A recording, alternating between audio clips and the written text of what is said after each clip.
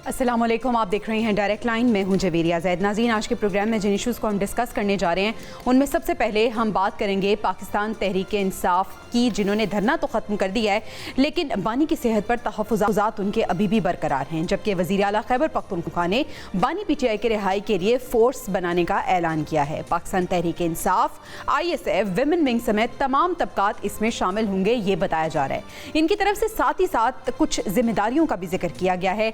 किस चीज़ की जिम्मेदारी किसको सौंपी गई है और वो कैसे इसको निभाएगा, प्रोग्राम के पहले हिस्से में हम इसको तफसीलन डिस्कस करेंगे। साथ ही साथ बात होगी पिशावर हाई कोर्ट की मुदाखलत से सड़कें तो बहाल हो गई हैं, धरना खत्म हो गया है, लेकिन सवाल ये है कि अवाम के दुखों का, उनकी परेशानियों का आखिर मदावा कौन करेगा, कितना नुकसान हुआ और अवाम इस बारे में क्या राय रखते हैं, समझने और जानने की कोशिश करेंगे। और प्रोग्राम के आखिरी हिस्से में बात होगी IMF की शर्त पर कैप्टिव पावर प्लांट पर लेवी आयद कर दी गई है, जिससे अपेरेंटली कहा जा रहा है कि बिजली सस्ती करने की राह हमवार होगी। सवाल ये होगा कि कैप्टिव पावर प्लांट आखिर होते क्या हैं, IMF की किन शराइत पर कैप्टिव पावर प्लांट्स पर लेवी आयद की गई है, क्या इस इकदाम से बिजली वाकई सस्ती होगी, इसकी मौशी मंतक क्या है, ये फैसला रिलीफ देगा, मुकम्मल तौर पर तवीलुल मुद्दती होगा या टेम्परेरी रिलीफ होगा। इन तमाम सवालों के जवाब जानने के लिए माहिर मईशत भी हमारे साथ मौजूद होंगे। अभी प्रोग्राम का आगाज़ कर लेते हैं और सबसे पहले हम बात करेंगे पाकिस्तान तहरीक इंसाफ की, जिन्होंने स्ट्रीट का ऐलान किया है। इस पर बात करने के लिए पैनल मेरे साथ मौजूद है। अपने पैनल का तारुफ आपसे करा देती हूँ। ब्रिगेडियर रिटायर्ड हारिस नवाज साहब हमारे साथ मौजूद हैं, अब्दुल्ला गुल साहब ने हमें ज्वाइन किया है और स्टूडियोज़ में नसीर वागा साहब हमारे साथ मौजूद हैं। ब्रिगेडियर साहब, आगाज़ आपसे करना चाहूँगी। पाकिस्तान तहरीक इंसाफ जिन्होंने एक बार फिर से स्ट्रीट मूवमेंट का ऐलान किया है और इमरान खान रिहाई फोर्स अब वो बनाने जा रहे हैं। सुहेल आफरीदी साहब ये कह रहे हैं कि इसमें पाकिस्तान तहरीक इंसाफ तो शामिल होएगी, ISF, विमेन विंग समेत तमाम तबकात इसमें शामिल होंगे। ईद के बाद बाकायदा तौर पर हल्फ लिया जाएगा, फिर लाहे अमल तय किया जाएगा। सर, सवाल ये है कि क्या सूबा इसका मुतहम्मिल हो सकता है? अभी रिसेंटली हमने देखा कि सूबा किस हद तक मुतासिर हुआ जब पूरा सूबा बंद हुआ, सड़कें बंद हुई और किस तरह से लोग परेशानी का शिकार रहे। तो क्या ईद के बाद सूबा और मुल्क इसका मुतहम्मिल होगा? क्या फ़ायदा होगा पाकिस्तान तहरीक इंसाफ को? देखिए, मुझे एक बात की समझ नहीं आती है कि आपकी पार्टी में तो लीडरशिप है ही नहीं। बड़ा क्लियर आपने देख लिया कि डिवाइड है, एक लॉयर्स, फिर पॉलिटिशियंस, फिर फैमिली। और कल आपने देखा अली अमीन गंडापुर को, जिससे कि उन्होंने काफ़ी चीज़ एक्सपोज की हैं। तो ऐसे पार्टी कैसे चलेगी? मुझे ऑनेस्टली ये लगता है कि दे डोंट वांट कि बानी PT should be out of prison और वो आके पॉजिटिव कंस्ट्रक्टिव पॉलिटिक्स करें। जिस तरीके से छोटी बात को इशू बना के वो एंटेगनाइज करते हैं, उसके बाद वो आप उसको ब्लैकमेलिंग करते हैं, शोर मचाते हैं, स्ट्रीट पावर में जाते हैं, धरने देते हैं, बजाय इसके कि आप निगोशिएट करें। बार बार हम ये बात करते हैं कि this is not the way to run politics. आपकी पॉलिटिक्स में इस वक्त लीडर है ही कोई नहीं है, कोई बात करने के लिए नहीं है। हर एक ने अपनी 2 ईंट की मस्जिद बनाई हुई है और वो नहीं चाहता कि बानी पीटी आएंगे तो इनकी सारी जो पॉलिटिक्स है वो खत्म हो जाएगी। Because then he will come and he must be observing inside कि कौन क्या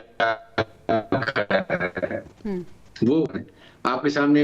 आप मुझे बताइए कि अब वो कोई कह रहा है जी कि पॉलिटिक्स जो है वो उनकी फैमिली की तरफ जा रही है, वो उनकी बहनें चलाएंगी पॉलिटिक्स। क्या कैसे चलाएंगे? मुझे इस बात की ऑनेस्टली समझ नहीं आती है कि आपको फोकस होना चाहिए कि ये आपका लीडर है, ये फॉर द टाइमिंग ये चाहिए, उनके अहकामात के ऊपर वो सारा काम करेंगे। चाहे गौर हैं या सलमान अकबर राजा हैं या अली अमीन गंडापुर हैं या उनकी बहनें हैं, जो आप मेरे ख्याल हम सबको वी आर कंफ्यूज कि अभी बाहर actually who holds a gun to fire a shot, किसी के पास भी नहीं है। तो इन एनवायरनमेंट्स के अंदर दुश्मनी है ये बानी पीटी के साथ कि उनको आपने अंदर रखा हुआ है, उनका इलाज भी ठीक नहीं हो रहा, जबकि हुकूमत आप खाम आने से डिले कर रहे हैं। आप एक अच्छे तरीके से पॉजिटिव करें, आपको भी हुकूमत की तरफ से लीनियंसी नजर आ रही है, उसका फायदा क्यों नहीं उठा रहे हैं? What is the purpose? ये जो आप ये सेफ्टी एक फोर्स बना रहे हैं, ये क्या करेगी? आप जब तक आपके पास पंजाब आपके साथ नहीं होगा, सिंध साथ नहीं होगा, यू कांट डू एनीथिंग। अच्छा ब्रिगेडियर You साहब, आपने can't कहा have कि any- हुकूमत की तरफ से अगर लीनियंसी नज़र आ रही है, मैं अब्दुल्ला साहब से यही सवाल करना चाहूँगी। अब्दुल्ला साहब, आपको लगता है कि हुकूमत लीनियंट हुई है? और ये जो खबरें आ रही थी कि हुकूमत ने थोड़ी लचक का मुजाहरा किया और चीज़ें बेहतर होती हुई नज़र आ रही हैं, पाकिस्तान तहरीक इंसाफ ने फिर से अपने पाँव पे खुद कुल्हाड़ी मारी है और अब ये जो मूवमेंट का ऐलान किया है, एक रिहाई फोर्स बनाने जा रहे हैं, इमरान खान रिहाई फोर्स, क्या मुस्तकबिल होगा इसका? बिस्मिल्लाहिर्रहमानिर्रहीम। सबसे पहले तो आपको और एक टीम की तमाम जो हमारी मैनेजमेंट है उसको बहुत रमज़ान शरीफ की मुबारकबाद हो। कल इंशाल्लाह पहला रोज़ा है, हुकूमत ने ऐलान कर दिया है। दूसरी जानिब जो है वो देखें, टाइगर फोर्स क्या बन गई थी? तो फिर टाइगर फोर्स नहीं बनी थी ना, इसलिए क्योंकि एफएसएफ जो थी वो हमारे याद है हमें, और जो भुट्टो साहब ने एफएसएफ बनाई थी उसके मकासद भी हमें इल्म में है। इसलिए हम ये भी जानते हैं कि 810 मिलियन का एक बहुत बड़ा स्कैंडल आया था खैबर पख्तूनख्वा के हवाले से, जिसके अंदर कोई 1284 लोग जो थे उनको हायर किया गया था और वो उनकी एक फोर्स बनाई गई थी जो कि सोशल मीडिया वॉरियर्स कहलाते थे। और उसके बाद फिर वो उन्होंने शऊर बांटना शुरू कर दिया और फिर वो शऊर आज छलक छलक के जो है वो प्याले से बाहर गिर रहा है। आप रोजाना उसके मुजाहरे देखती हैं। दूसरी जानिब जो है आप देख लीजिए कि अब आलम ये आ गया है कि अपने ही सूबे को सूबे की हुकूमत ने बंद कर दिया है। ये बड़ा एक लम्हा फिक्रिया है। ये जो कहते थे कि हम जो है वो पंजाब जाएंगे और फिर पंजाब का दौरा किया, सिंध का दौरा किया, तो अगर सड़कें बंद करनी थी तो फिर वहां बंद कर लेते। इसका मतलब है कि इनको इनफ जो कुमक थी वो नहीं मिल सकी और जो पजीराई ये सोच रहे थे वो उनको नहीं मिली और ये इनकी हालत वही हो गई कि कहाँ गए कहीं नहीं, क्या लाए कुछ नहीं। अब नजर में ये आता है कि ये इस किस्म की जो फोर्सेस बनाई जा रही हैं उसके मकासद को देखना बड़ा जरूरी है। इसका मतलब यह है कि आप जानबूझ के एक टकराव की कैफियत पैदा कर रहे हैं। अली अमीन गंडापुर साहब थे या फिर सोहेल खान आफरीदी। तहरीक इंसाफ में इन लोगों की बतौर एक मैनेजमेंट जो कहें कि गुड गवर्नेंस के हवाले से कोई एक्सपीरियंस या कोई अच्छी मिसालें मौजूद नहीं हैं, जबकि तहरीक इंसाफ के पास कई बेहतर चेहरे मौजूद थे भी और हैं भी, लेकिन उनको नहीं लाया गया क्योंकि पहले दिन से मकसद टकराव है, पहले दिन से मकसद तसादम है, पहले दिन से मकसद जो है जलाओ घराव। जी, बेहतर चेहरों की बात की बता सकेंगे कौन से बेहतर चेहरे होंगे, हो सकते थे? जी बिल्कुल, अली मोहम्मद खान साहब हैं, वो एक बड़ा अच्छा देखे ना, एक बड़ा काबिल आदमी है, लेकिन मकसद ये, मैं तो ये तो एक मिसाल दे रहा हूँ, ऐसे मल्टीपल और लोग हैं, लेकिन इनका मकसद गवर्नेंस नहीं था ना।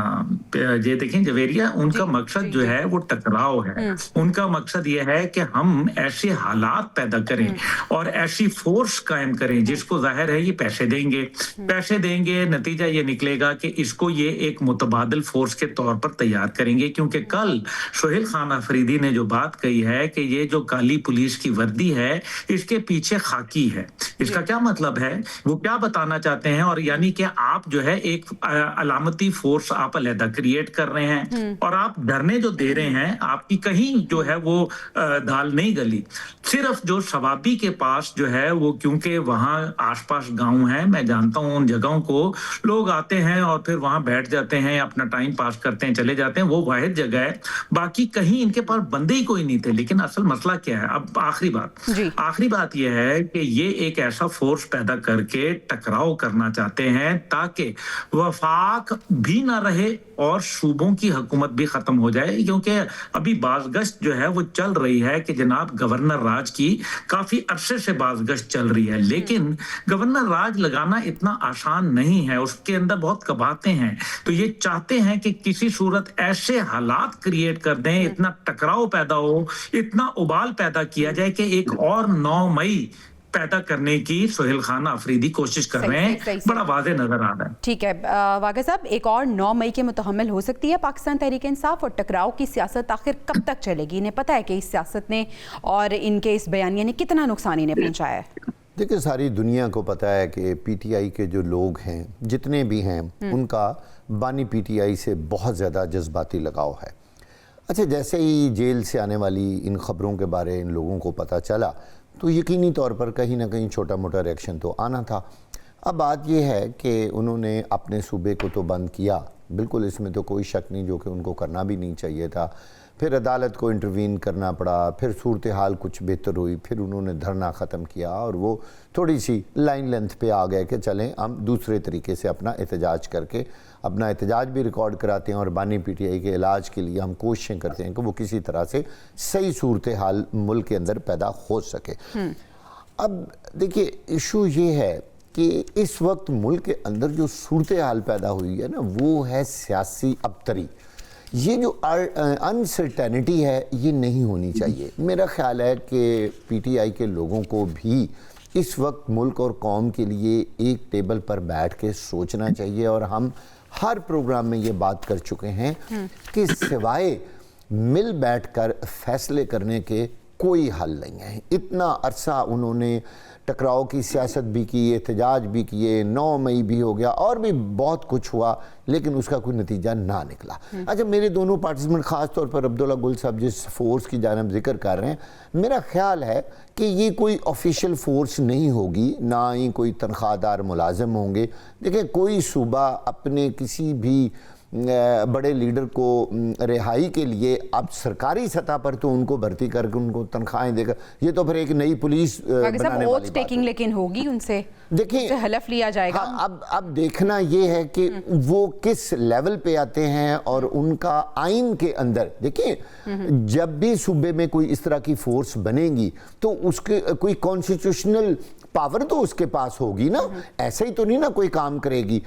ये भी मुमकिन है कि वो कोई प्राइवेट फोर्स बनाए। मेरी आज कुछ लोगों से बात हुई, पीटीआई के लोगों से इस हवाले से, तो वो इस बात को इस तरह बयान कर रहे थे कि जैसे आईएसएफ है, इंसाफ स्टूडेंट फेडरेशन है, वुमेन विंग है, इस तरह शायद कुछ प्राइवेट लोगों पर मुश्तमिल बड़ी फोर्स बनाई जाए और वो फोर्स जो है वो आगे हरावल दस्ते के तौर पे काम करे और शायद वो बानी पीटीआई के लिए जो भी मुजाहरे किए जाएंगे उनके लिए वो अहम किरदार अदा करे। अभी मेरा नहीं ख्याल कि कोई इस तरह की उनके पास कानूनी इस वक्त सूरत हाल बनेगी कि वो कोई इस तरह की अभी तो पाकिस्तान में शमूलियत भी एक बहुत बड़ा सवाल होगी, क्योंकि 9 मई के केसेस अभी तक चल रहे हैं, अभी तक लोग गिरफ्तार हैं और जो गिरफ्तार हैं वो ये बात करते हैं कि मुज़ाकरात हो जाने चाहिए क्योंकि खासे यकीनन मुश्किल में हैं वो। अच्छा ब्रिगेडियर साहब, गवर्नर खैबर पख्तूनख्वा कह रहे हैं कि एहतजाज, धरने और सड़कें बंद करने से इमरान खान की जो तबीयत है वो बेहतर नहीं हो जाएगी, उनका इलाज नहीं हो जाएगा। सर, अब यहाँ पर 2 पहलू हैं। एक तो ये कि ठीक है, बानी पीटीआई जो मुतालबा कर रहे हैं और पाकिस्तान तहरीक इंसाफ जो मुतालबा कर रही है कि ज़ाती मौलिश तक रसाई देनी चाहिए, उनकी जो बिनाई है वो यकीनन मुतासर हुई है, अब कुछ बेहतरी भी आई है। एक तो ये कि क्यों नहीं रसाई दी जा रही है, और सर अगर नहीं दी जा रही तो क्या यही हल है कि पूरा सूबा बंद कर दिया जाए? हमने देखा कि सूबा बंद करने से लोगों को कितनी ज़्यादा मुश्किलात का सामना करना पड़ा, कुछ डेथ्स भी रिपोर्ट हुई हैं और पूरा सूबा जब बंद था, सड़कें बंद थी, तो शहरी खासे परेशान थे। देखें, बात यह है कि आप इनकी पीटी की प्रॉब्लम ये है कि ये स्ट्रीट पावर में बिलीव करते हैं। आपको अपने सूबा बंद करने से क्या फायदा हो, सवाए अपने वोटर्स को तंग किया, उनके जिन बेचारे जिनकी हेल्थ प्रॉब्लम उनको परेशान हुए, कारोबार तबाह हुआ, लोगों को स्कूल के बच्चों को प्रॉब्लम हुई, that is the only thing. आप ऐसे मसाइल हल नहीं होते हैं। और सेकंड ये कि अगर आपने ये करना है तो then you show strength in Punjab. Punjab is a ladder for political parties for success, जो आपके पास नहीं है। नंबर 2 बात ये है कि मैं आई स्टिल फील कि गवर्नमेंट को इस स्मॉल इशू को अननेसेसरी इतना ब्लो ऑफ करके इसको हैंडल करना नहीं आया और अपोजिशन को मौका दिया कि वो इसको एक्सप्लॉइट करे। बिल्कुल सही। No need. आप एक फैमिली को करते, एक डॉक्टर उनका सरकारी डॉक्टर के साथ एक टीम बना देते, उनको इंस्पेक्ट कर लेते, इससे मुझे बताइए क्या फर्क पड़ना? कोई फर्क नहीं। It was not a big deal. मुझे समझ नहीं, गवर्नमेंट नहीं, ये गवर्नमेंट को चाहिए पॉलिटिकल स्टेबिलिटी, गवर्नमेंट को चाहिए साजगार माहौल, गवर्नमेंट को चाहिए इकोनॉमिक प्रॉस्पेरिटी, सब चीज पॉलिटिकल स्टेबिलिटी चाहिए। आपको इतना बड़ा इशू क्यों बनाया इसको? वो इज रिस्पॉन्सिबल होते, जरूरत नहीं थी।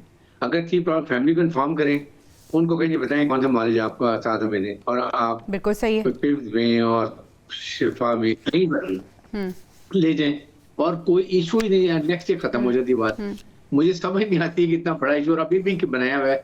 आप एक नोटिफिकेशन करें, दिखा दें, इट इज अभी कुछ भी नहीं हो सकता, होना चाहिए था। मेरे ख्याल में ये बहुत गवर्नमेंट ने इसमें हैंडल किया, इनको करना नहीं चाहिए था। और इसके साथ पीटीए को उनको मौका चाहिए था, वो तो पहले ही तलाश में बैठे हुए थे। जो तो एक ना लीडर्स हैं ना कुछ, आपके सामने सलमान के राजा की अपनी पॉलिटिक्स है, गॉड भी अपनी एडवोकेट की अलहदा बैरिस्टर की पर अपनी बात कर रही है, उनकी सिस्टर अलहदा कर रही है। हर एक मैं कह रहा हूँ, समझ रहा हूँ कि बानी पीटीए की टांग खींच रहे हैं कि वो बिल्कुल फ्लैट होकर वही पड़े रहें और वो बाहर न निकले। I mean it's very negative politics. इनको समझना चाहिए कि बैठ के एक लेवल उस पर प्रॉपर तरीके से। ठीक है, यानी ब्रिगेडियर साहब समझ दोनों तरफ से नहीं आ रही कि हमने करना क्या है।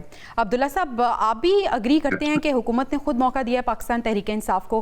क्या फ़र्क पड़ता है अगर ज़ाती मौली जिनका जिक्र किया डॉक्टर फैसल सुल्तान या डॉक्टर आसिम यूसुफ को रसाई दे दी जाए? देखिए, दूध में गंद डाल के देने की तो जरूरत ही नहीं थी ना। जब आप दूध देना ही था, आपने उनको इलाज करवाना ही था, तो फिर ये इतना लंबा चौड़ा क्यों किया गया? इसका मतलब यह है कि आप जो नॉन इश्यूज थे उनको इश्यूज बनाना चाह रहे थे। तो हुकूमत के सतह के ऊपर मैं समझता हूँ कि उनके भी बहुत सारे जो दाल में बहुत कुछ काला था। तो तहरीक इंसाफ के हवाले से अगर देख लिया जाए, देखिए ये जो एक फोर्स का है, अभी जैसे वागा साहब ने कहा या ब्रिगेड साहब ने कहा, ये विशफुल थिंकिंग है। ये बहुत अच्छी बात है। विशफुल थिंकिंग से उनको समझना चाहिए, पीटीआई को ये चाहिए, हुकूमत को ये चाहिए, लेकिन क्या वो समझ रहे हैं? क्या उन्होंने 9 मई के ऊपर माफी मांगी है? क्या वो इस बात के ऊपर नादिम हैं? क्या जो है वो रेडियो पाकिस्तान की बिल्डिंग और कमांडर का घर, एयर बेसिस को जलाना, ISI के हेडक्वार्टर्स के ऊपर हमला, GH के ऊपर हमला, ये तमाम चीजें जो हैं, क्या उन्होंने इसके ऊपर रिग्रेट शो किया है? क्या पार्टी के किसी ओहदेदार को तहरीक इंसाफ की जानिब से, जिनके बकायदा ब्लू टिक अकाउंट थे, यानी कि वेरीफाइड अकाउंट थे, क्या उनको शो कॉज नोटिस जारी किए गए? अगर नहीं जारी किए गए तो इसका मतलब है कि उनको उनकी आशीर्वाद हासिल है और वो ये चाहते हैं कि ये काम किया जाए। अब आप देखिए ना कि ये जिस तरीके से, ये जो अभी तो हम कह रहे हैं ना कि ये ईद के बाद अगर वो हलफ लेंगे तो हलफ किस चीज का लेंगे, पहली बात। नंबर 2 ये कि हलफ कौन लेगा? क्या वजीर आला लेंगे? क्योंकि ये आइडिया तो वजीर आला का है। तो वजीर आला जो कॉन्स्टिट्यूशनल हेड है इस टाइम पे सूबे का, अगर वो किसी से हलफ ले रहा है तो उसकी हलफ में और जवेरिया के हलफ में बहुत बड़ा फर्क है, ठीक है ना। और इसके अलावा जो फिर एक हलफ है वो ये है कि सूबा है, आपको पता है उनके पास बहुत सारे ऐसे फंड मौजूद होते हैं, बहुत सारे ऐसे बिजनेस कम्युनिटी के लोग होते हैं जिनको कहा जाता है कि भाई ठीक है, थोड़ा सा जरा हाथ खुला कर दें। अभी तो फंड की बात कर लेते हैं। जवेरिया में आपको बताऊं कि इस टाइम पे 12,000 एकड़ अराजी तीरा के अंदर और जिला खैबर के अंदर जो है वो अफीम की काश्त के ऊपर है। 25 लाख रुपया जो है फी एकड़ आमदन है उसकी। तीसरा हिस्सा जो है वो उनको तहरीके तालिबान को दे दिया जाता है। ये तो बात ऑफिशियली उन्होंने मानी हुई है। अब आप मुझे ये बताएं कि तीसरे हिस्से का मतलब है 9 अरब रुपया पिछले साल उनको मिला है, 9 अरब रुपया। तो मुझे ये बताइए कि इस किस्म का क्या ये कोई डॉक्यूमेंटेड है? नहीं है, लेकिन एवरीबडी नोज। तो बहुत सारे तरीके हैं फंड करने के लिए। जब वो हाथी पालेंगे ना तो दरवाजे बड़े करने पड़ते हैं। बिल्कुल बिल्कुल सही बात है। वागा साहब, आप क्या कहेंगे कि ये जो स्ट्रीट मूवमेंट का ऐलान किया गया है, इसकी क्या हकीकत हो सकती है? क्या हुकूमत ने वाकई मौका दिया है?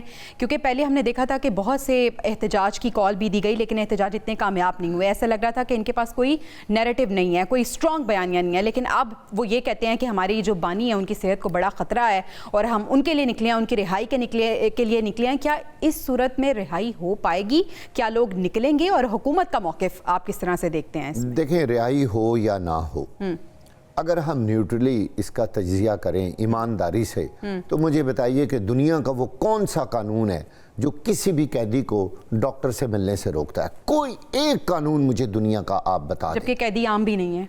कैदी आम भी नहीं है, और उनका अगर ये मुतालबा है कि आप डॉक्टर आसिम को या डॉक्टर फैसल को वहां भेज दें, तो मुझे समझ नहीं आती कि इसमें कौन सी रॉकेट साइंस है। जब ये नहीं भेजेंगे ना तो लोगों के दिलों में ज्यादा शक्को शुबहात पैदा होंगे। हुकूमत को चाहिए कि अपनी स्टेबिलिटी की खातर उनको कहें जी आपने जौन सी डॉक्टरों की टीम बनानी है आप बना लें, साथ हमारे सरकारी डॉक्टर जाएंगे, चलें हम शिफा पे ले जाते हैं, चलें हम उनको पिम्स में ले जाते हैं, आप उनका टेस्ट करा लें। जब ये बात सारी दुनिया के सामने आ ही गई है कि उनकी एक आंख 85% ज़ाया हो गई थी और अब वो बेहतरी की जानिब है, तो फिर इसमें कौन सी छुपाने वाली बात है। इस वक्त तो हुकूमत खुद उनको ये मौका फराहम कर रही है और पीटीआई के लोगों के अंदर एक ज़्यादा जोश और वलवला बिला वजह पैदा किया जा रहा है।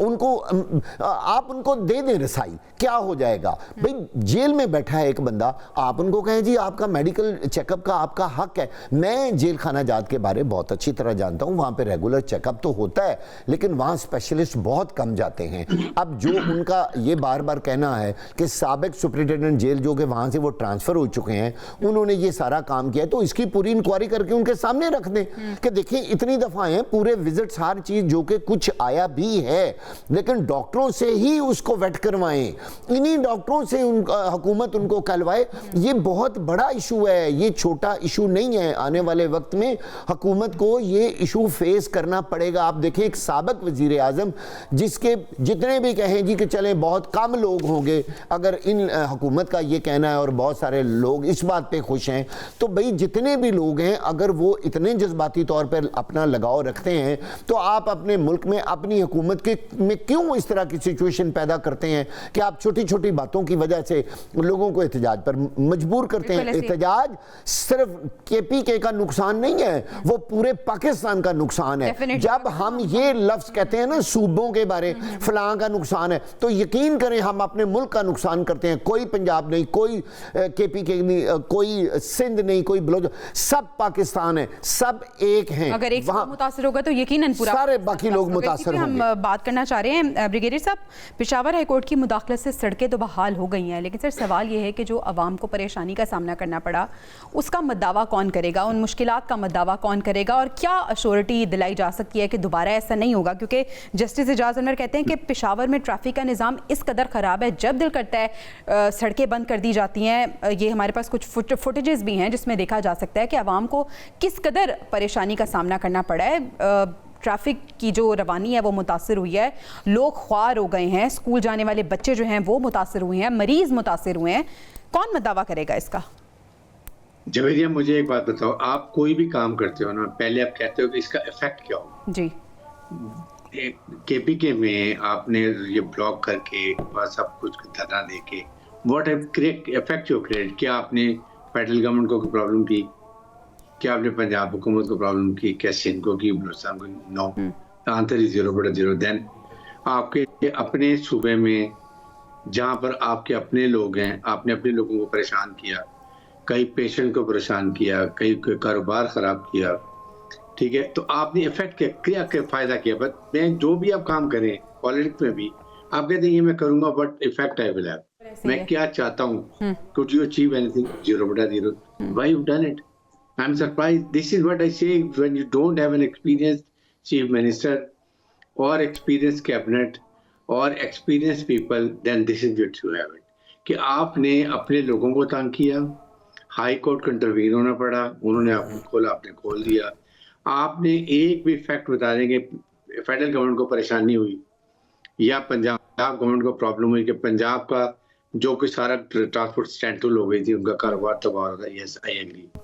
या सिंध में नहीं थे, तो it is highly, I think बहुत ही इररिस्पॉन्सिबल ये डिसीजन था। इस डिसीजन से मैं अभी भी सवाल ये करना चाहिए कि जी आपने क्या अचीव किया, बिल्कुल ऐसे क्या अचीव करना चाहते थे। It is 0/0। This is what I am saying. सही अब्दुल्ला साहब, क्या अचीव किया पाकिस्तान तहरीक इंसाफ ने, सड़कें बंद करके, पूरा सूबा बंद करके, और क्या वाकई हर बार कोई भी जब फैसला किया जाता है इनके पास कोई स्ट्रैटेजी नहीं होती, फुकदान है स्ट्रैटेजी का?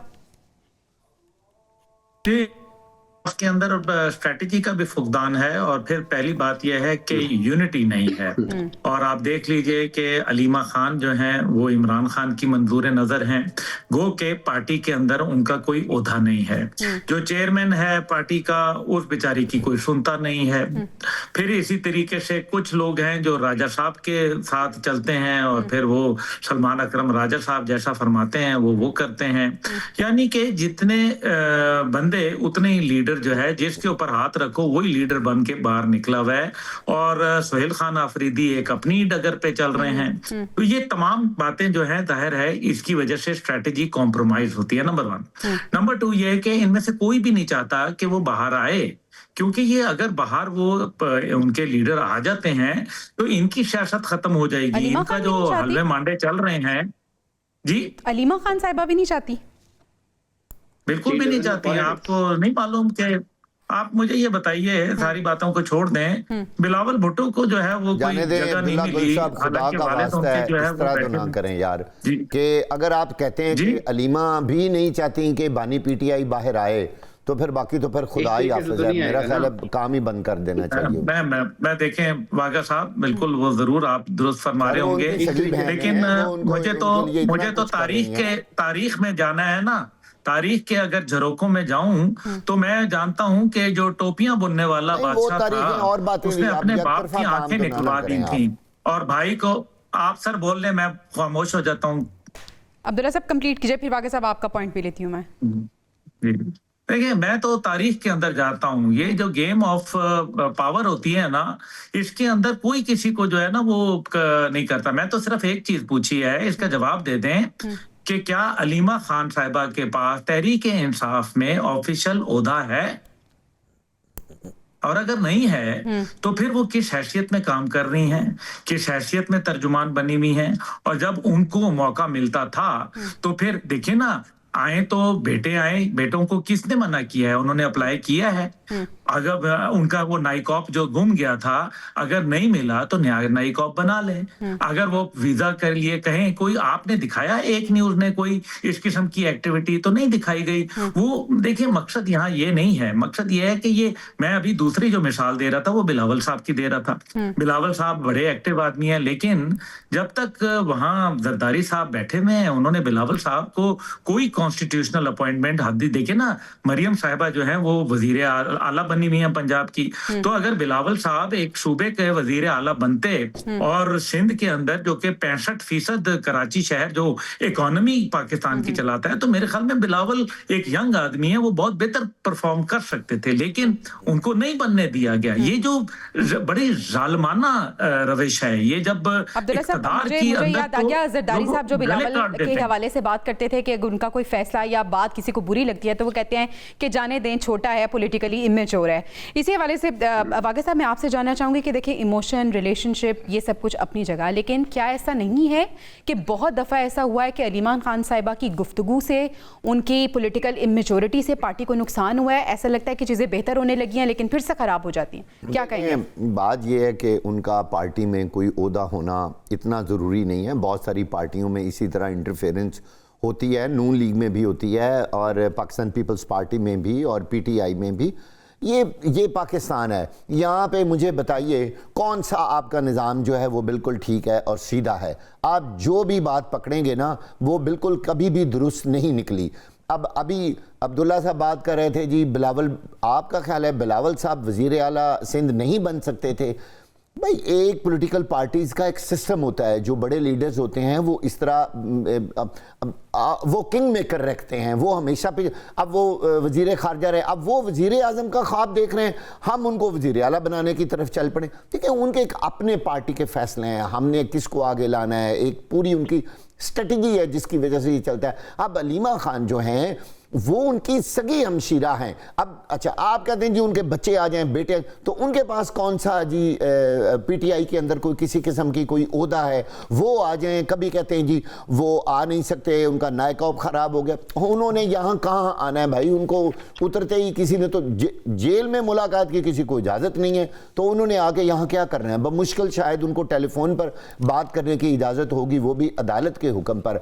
बात यह है कि हमें रियलिटीज़ पे बात करनी चाहिए और अपने मुल्क और कौम की बेहतरी के लिए काम करना चाहिए।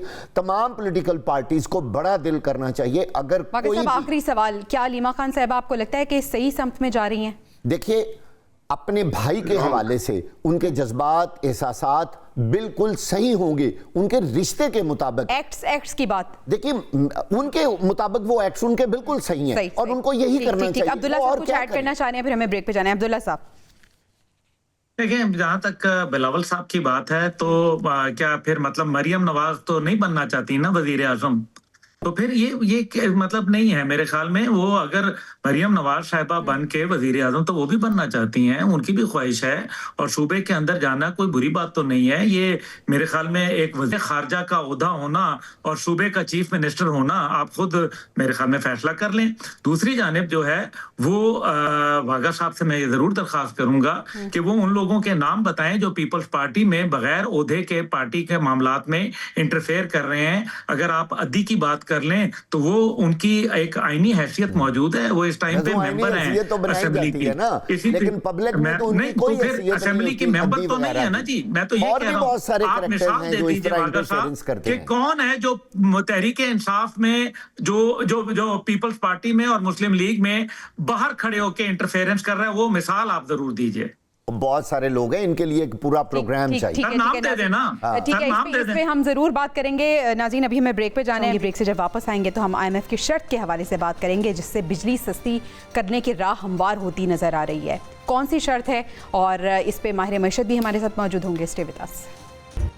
वेलकम बैक नाजरीन। IMF की शर्त पर कैप्टिव पावर प्लांट पर लेवी आयद करने का फैसला किया गया है जिससे बिजली सस्ती करने की राह हमवार होती नजर आ रही है। विफाकी हुकूमत ने कैप्टिव पावर प्लांट्स पर 1247 रुपये फी MMBTU लेवी आयद की है। लेवी की जो रकम है वो पावर सेक्टर के तमाम कैटेगरी के बिजली सार्फिन के लिए टैरिफ कम करने के लिए इस्तेमाल होगी। ये पूरा प्रोसेस थोड़ा सा डाइजेस्ट करना हमें मुश्किल लग रहा है। हमें ये इतनी मुश्किल लैंग्वेज समझ नहीं आ रही। इसी को समझने के लिए, जानने के लिए, आवाम के लिए क्या बेहतरी हो रही है, ये किस तरह से मुमकिन होगा, इस पे बात करने के लिए माहिर मैशर डॉक्टर फ़ारूक सलीम साहब ने हमें ज्वाइन किया है। डॉक्टर साहब, thank you so much for your time. Doctor साहब, बड़ी हमें मुश्किल लग रही है ये लैंग्वेज। जो चीज़ हमें समझ आ रही है वो ये आ रही है कि बिजली सस्ती करने की राह हमवार हो रही है। सर, सबसे पहले तो हमें ये बता दें कि ये जो कैप्टिव पावर प्लांट है ये होता क्या है, और IMF की वो शराइत क्या हैं जिसकी वजह से लेवी आयद हो सकती है। देखिए, आसान अल्फाज में प्रॉब्लम ये है कि पाकिस्तान के बिजली के सेक्टर के अंदर चोरी बेतहाशा है। खास तौर पे पेशावर इलेक्ट्रिक सप्लाई है, जो सखर इलेक्ट्रिक सप्लाई है, 30, 35, 40% बिजली चोरी हो जाती है। सबसे बड़ा इशू ये। दूसरा बहुत बड़ा इशू ये है कि IPP के साथ जो कॉन्ट्रैक्ट कर रखे हैं वो बड़े महंगे दामों पे। अब हुकूमत इन दोनों कामों को या इन दोनों मर्जों को, जो ये दो एलिमेंट्स हैं, इनको दूर करने के लिए कोई और चीज़ें सोचती रहती है। कभी कहते हैं कि इंडस्ट्रियल बिजली को 4 रुपए फी यूनिट कम कर दिया जाएगा। ये नहीं बताया जाता कि अगर वो 4 रुपए कम किया जाएगा तो वो 4 रुपए का बोझ किसके ऊपर पड़ेगा। देखिए, ये मामला ये है कि जब तक चोरी के पीछे नहीं जाएंगे, जब तक IPP कॉन्ट्रैक्ट का जो मामला है, उनके जो रेट का मामला है, उसको हल नहीं करेंगे तो फिर जो मर्जी सोल्यूशन देते रहें वो एक जेब से बोझ उतार के दूसरी जेब के ऊपर बोझ डालने वाला मामला होगा। मामला चोरी का है, मामला IPP कॉन्ट्रैक्ट्स का है। कभी इलाज सोलर में ढूंढा जाता है, कभी इलाज कैप्टिव पावर में ढूंढा जाता है। तो वो जैसे मेडिकल साइंस में कहते हैं कि अगर बीमारी दिल की है और इलाज आप दिल का शुरू कर दें तो वो मरीज कभी भी सेहतयाब नहीं होगा। तो यहाँ पे बीमारियां जो हैं वो चोरी की है और वो IPP कॉन्ट्रैक्ट की है। और हम सुनते हैं कि कभी हुकूमत कहती है कि इंडस्ट्रियल बिजली का रेट कम कर दिया जाएगा, कभी हमें कहा जाता है कि सारा की सारी गलती जो है तो सोलर की वजह से हो रही है, फिर कभी कहा जाता है कि कैप्टिव के ऊपर लगाया जा रहा है। तो ये क्रॉस सब्सिडी या एक जेब से बोझ उतारना दूसरी बोझ पे डालना है। जब तक बीमारी का असल इलाज नहीं किया जाएगा, जब तक चोरी खत्म नहीं की जाएगी, जब तक वो IPP के कॉन्ट्रैक्ट के रेट जो है उनको आलमी मंडी के मुताबिक नहीं लाया जाएगा, या हमारे जो नेबरिंग कंट्रीज हैं, हमसाया ममालिक हैं, बराबर नहीं लाया जाएगा, इसके बगैर मामला नहीं चलेगा। सर, इस इकदाम से बिजली सस्ती होगी ये कहा जा रहा है, इसका मौशी मंतक है क्या? बिजली किन के लिए सस्ती होगी? और जिस तरह से आपने भी बात की कि प्रॉपर कोई हल नहीं तलाश किया जाता, किसके लिए आसानी होगी तो फिर मुश्किल किसके लिए खड़ी हो सकती है? देखिए, बुनियादी मामला ये है कि पूरे पाकिस्तान में जितनी बिजली बनती है जी, उसको हुकूमत पाकिस्तान पहले खरीदती है। ठीक है। खरीदने के बाद उस बिजली को फिर वो बेचती है और इस खरीदो फरोख्त के दौरान कोई 700 से 800 अरब रुपए का नुकसान हो जाता है और वो नुकसान टैक्स पेयर के अलावा और कोई नहीं है जिसने वो भुगतना होता है। तो पहला सवाल तो ये उठता है कि हुकूमत का काम हुक्मरानी करना है, उसका काम पूरे मुल्क की बिजली खरीदना और फिर वो बिजली बेचना, ये हुकूमत किन कामों में पड़ गई है और क्यों पड़ गई? ये हुकूमत का काम नहीं है कि वो पहले बिजली खरीदे फिर बिजली बेचे और इस खरीदो फरोख्त के दौरान 700-800 अरब का नुकसान करे। हुकूमत का काम है हुक्मरानी करना, ये सब काम है प्राइवेट सेक्टर के। तो जब तक हम अपने बुनियादी इशू तय नहीं करेंगे, जब तक हुकूमत जो है वो कारोबार में पड़ी रहेगी और हुक्मरानी को इग्नोर करती रहेगी, इस किस्म के 100 और प्रॉब्लम जो है वो जन्म लेते रहेंगे। बिल्कुल सही है। वाक़ई साहब, आप कुछ पूछना चाहेंगे? डॉक्टर साहब, इस बात की समझ नहीं आ रही कि ये लेवी लगाने से बिजली कैसे सस्ती होगी। ये लेवी तो एक टैक्स है और अगर वो टैक्स लगेगा तो वो बिजली सस्ती कैसे होगी? बिजली तो महंगी हो जाएगी। देखिए, मैं जहाँ तक समझ पाया हूँ पिछले कुछ सालों से जो गेम चल रही है जी, एक सेक्टर को खुश करने के लिए उसके ऊपर बोझ कम कर दिया जाता है और वही बोझ, क्योंकि चोरी तो खत्म कर नहीं पा रहा है, तो वही बोझ जो है वो किसी और सेक्टर के ऊपर डालना पड़ता है। बिल्कुल। उसको लेवी कह लें, उसको टैक्स कह लें, उसको टैरिफ रेट की कंसेशन कह लें, नाम चाहे उसको जो मर्जी दे। डॉक्टर साहब, ना इन्होंने कभी लाइन लॉसेस के बारे सोचा है, ना इन्होंने कभी बिजली चोरी के बारे सोचा है, ना इन्होंने आज तक अपनी ट्रांसमिशन लाइंस को तब्दील किया है। अब सारी दुनिया को पता है कि किस कदर बिजली पाकिस्तान में चोरी होती है और उसका सारा जो बिल है वो उन लोगों को डाला जाता है जो बेचारे बिल देते हैं। आप ये देखें कि कैसा निज़ाम है। अगर इस तरह ये समझते हैं कि सार्फिन को हम सस्ती बिजली देंगे, आगे रमज़ानुल मुबारक आ रहा है, इतने भारी भारी बिल जब लोगों को देने पड़ेंगे, तो हैरान कुन बात तो यह है कि हुकूमत बजाय बेहतरी करने के इस तरह के इकदाम उठा रही है कि लोग और मुसीबत में फंस जाएंगे। देखिए, हुकूमत की तरफ से एक रिपोर्ट अभी रिसेंटली सामने आई है और वो कहलाती है house hold integrated economic survey. तो नाम तो जरा कॉम्प्लिकेटेड सा है, लेकिन आसान अल्फाज में वो ये कह रही है कि तकरीबन 4 करोड़ खानदान रहते हैं पाकिस्तान के अंदर और औसत आमदन जो है, औसतन है ऑन एवरेज, वो तकरीबन 85,000 रुपए की है एक घराने की। और जिंदा रहने के अखराजात, यहाँ पे कोई लग्जरी की बात नहीं हो रही, यहाँ पे कोई गोश्त खाने की बात नहीं हो रही, यहाँ पे कोई फ्रूट खाने की बात नहीं हो रही, सिर्फ जिंदा रहने के जो अखराजात हैं वो 1,05,000 रुपए। और जो 1,05,000 और 85 रुपए में डिफरेंस निकलता है वो ज्यादातर बिजली के बिलों का है जी। अब आप सोचिए, बिजली के बिल जो हैं वो कोई 7-8 रुपए यूनिट होता था आज से 4-5 साल पहले। अब हम पहुंच गए हैं 35-40 रुपए पे।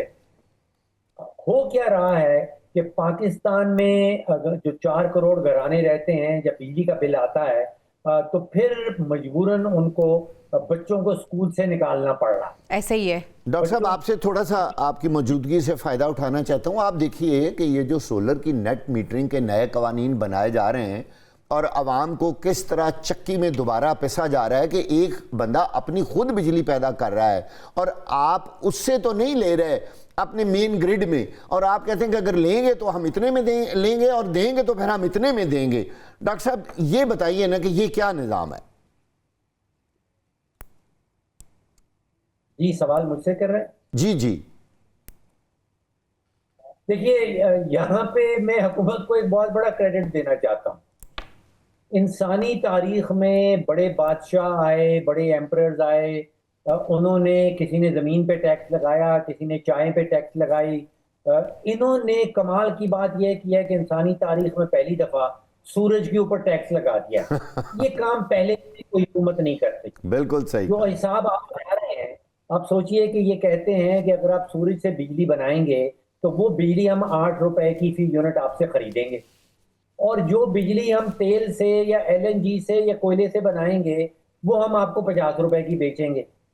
तो अब सोचिए कि इन्होंने कोई 40-45 रुपया फी यूनिट सूरज के ऊपर टैक्स लगा दिया। तो ये काम पहले तो कभी इंसानी तारीख में कोई हुकूमत नहीं कर पाई।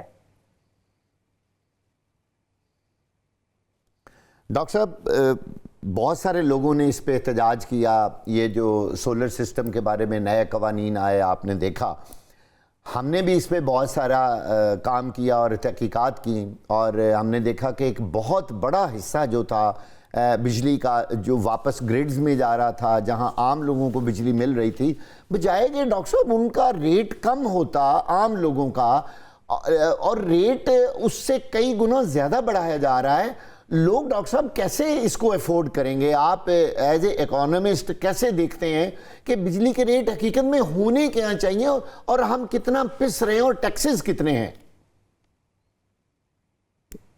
देखिए, आप अपने घर का, अपनी दुकान का, अपने ऑफिस का बिजली का बिल निकाल लें जी। उसमें एक बिजली की कीमत है और दूसरा तकरीबन 16 या 17 किस्म के टैक्सेस लगे।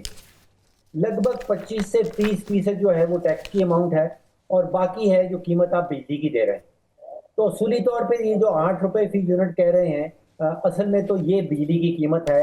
अगर जो है वो चोरी का मामला रुक जाए, अगर जो है वो IPP के साथ कॉन्ट्रैक्ट जो हैं वो हमसाया ममालिक में जो टैरिफ का रेट है उसके मुताबिक आ जाएं, तो असल रेट तो वो है जो हुकूमत खुद से हमें बता रही है, 8 रुपए फी यूनिट। बिल्कुल सही है, बिल्कुल सही है। अगर ऐसा हो जाए तो क्या ही बात है, लेकिन ऐसा होता नजर नहीं है। बहुत शुक्रिया। हमारे साथ डॉक्टर फारूक सलीम साहब मौजूद थे, वाक़ा साहब मौजूद थे। आप दोनों मेहमानों का शुक्रिया अदा करना चाहूँगी। इंशाल्लाह आपसे कल मुलाकात होगी नाज़रीन। अल्लाह निगहबान।